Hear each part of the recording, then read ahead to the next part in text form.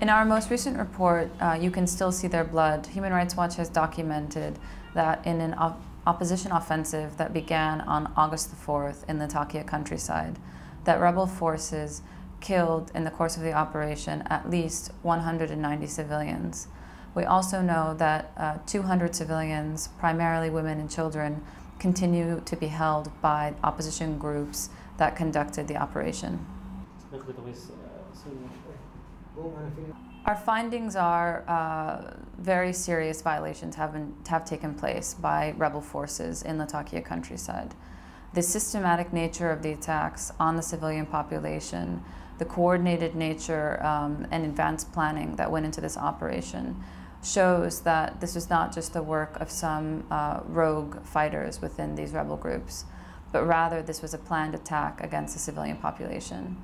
For that reason, we do believe that the abuses amount to, or may amount to, crimes against humanity.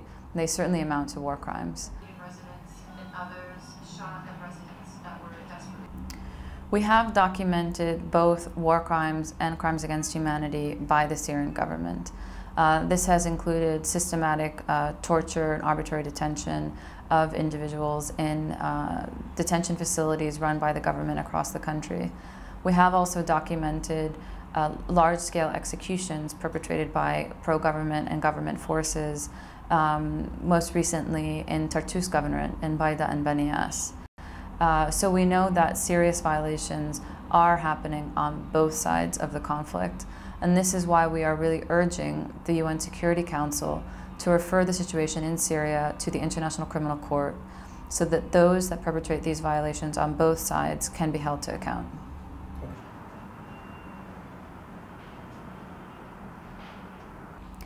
Our findings reflect that a number of foreign fighters that participated in the operation may have gained access to the country through Turkey.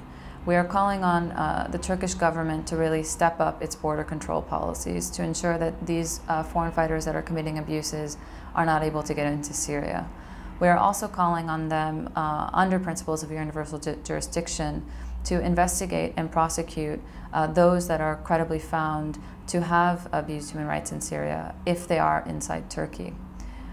In the report, we do identify several financiers and fundraisers for the operation. A number of these individuals came from Gulf states. So we are urging Gulf states to, again, really step up their efforts to try to restrict financing from their countries, from residents in their countries, to these groups which are committing these abuses in Syria.